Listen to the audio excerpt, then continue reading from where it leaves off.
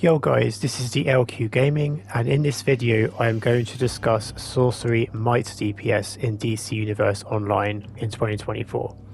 Sorcery Might DPS is arguably one of the most underrated might powers in DC Universe Online today, and in this video I am going to showcase why and how you can perform competent damage with Sorcery Might at this current time.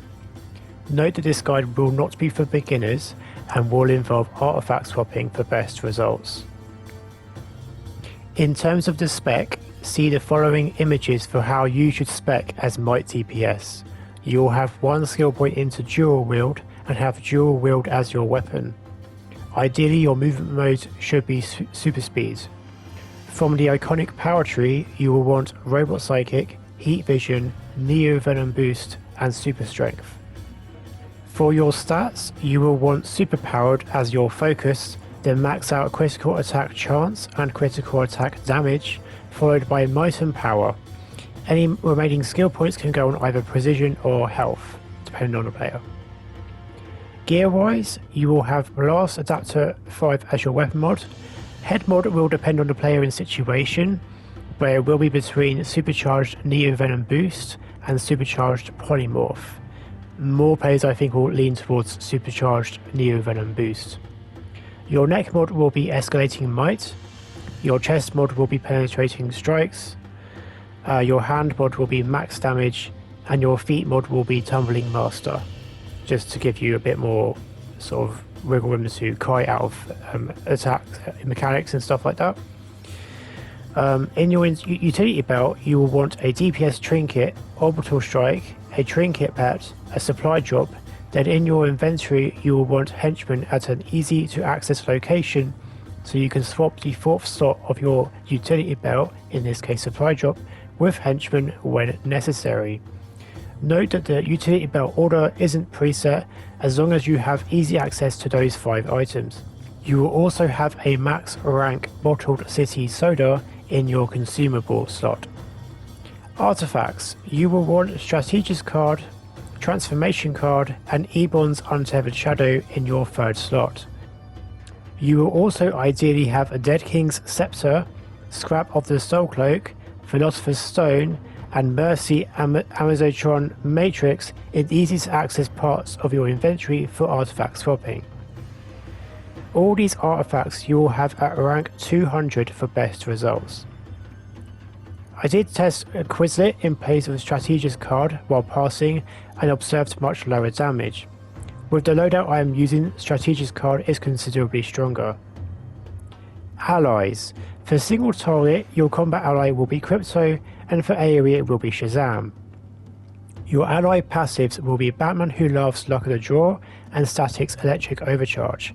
All of these will ideally be rank 10 or as close to this as possible.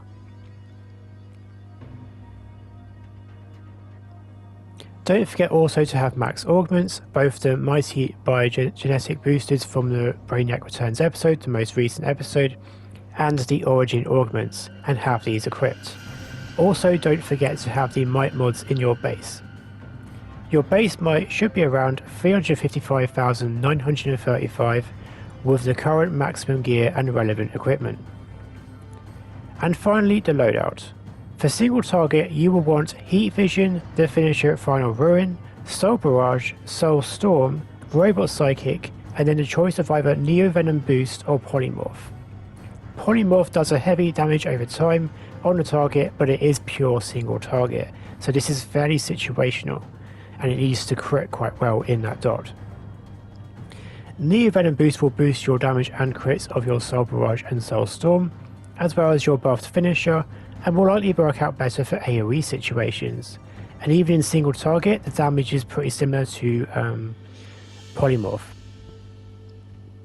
If you really have to choose for a single armory, you may be better off with Neo-Venom Boost, especially as it will buff your M.E.R.C.Y procs as well if you utilise the M.E.R.C.Y swaps, and while summoning a pet or a henchman.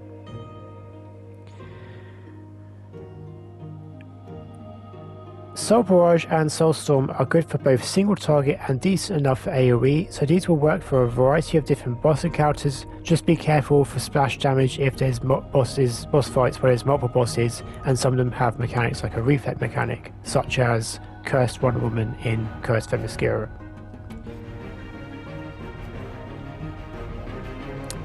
Grand Summoning does acceptable damage also, but not enough to warrant a 10k supercharge cost, so as such I would not recommend this for this loadout. This loadout will go hand in hand with artifact swapping. Remember to swap out Ebon for Dead King Scepter before using the finisher, then swap back to Ebon after. Keep any M.E.R.C.Y or scrap swaps brief and use appropriately in that short time, same goes for stone swaps. Single target damage wise, this is surprisingly decent. It isn't enough to make Sorcery Might top tier as Might DPS, but it will surprise players, especially veteran DPS, who have appropriate artifacts and allies and are comfortable with artifact swapping. Typically passes without buffs should sit in the mid to late 200,000s, with crits especially but not exclusively in the finisher range in the early to mid 300,000s on pure single target. Hope you guys enjoyed the video and found it useful. If you did, be sure to like and subscribe to my YouTube channel. Take care and goodbye.